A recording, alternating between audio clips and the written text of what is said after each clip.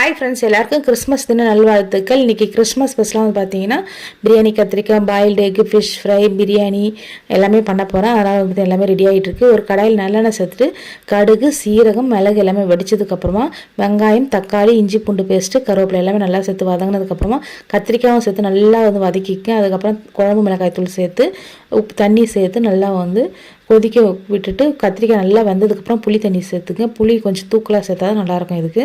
அதுவும் நல்லா பச்சை வாசனை போனதுக்கப்புறமா அதுக்கப்புறம் எள்ளு, வேர்க்கடலை, கசகசா, தேங்காய், வேர்க்கடலையும் எள்ளு நல்லா வறுத்துட்டு அதுக்கப்புறம் வந்து ஒரு பேஸ்ட் மாதிரி ரெடி பண்ணி அதையும் சேர்த்து நல்லா வந்து கொதிக்க விட்டு இறக்குனா ஒரு சூப்பரான பிரியாணி கத்திரிக்காய் வந்து ரெடி ஆகிடும்.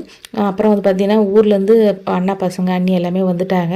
பாப்பா வந்து பார்த்திங்கன்னா எப்போ வருவாங்க, மாமி எப்போ வருவாங்க, அக்கா எப்போ வருவாங்கன்னு கேட்டுகிட்டே இருந்தாங்க. வந்ததுக்கப்புறம் கொஞ்சம் சைலண்ட் ஆனாங்க. அதுக்கப்புறம் சூப்பராக வந்து விளையாட ஆரம்பிச்சிட்டாங்க. அதுக்கப்புறம் எல்லோரும் சேர்ந்து பிரியாணிலாம் சாப்பிட்டு சூப்பராக என்ஜாய் பண்ணால். இந்த வீடியோ பிடிச்சா மறக்காமல் லைக் பண்ணுங்கள், ஷேர் பண்ணுங்கள், சப்ஸ்கிரைப் பண்ணுங்கள்.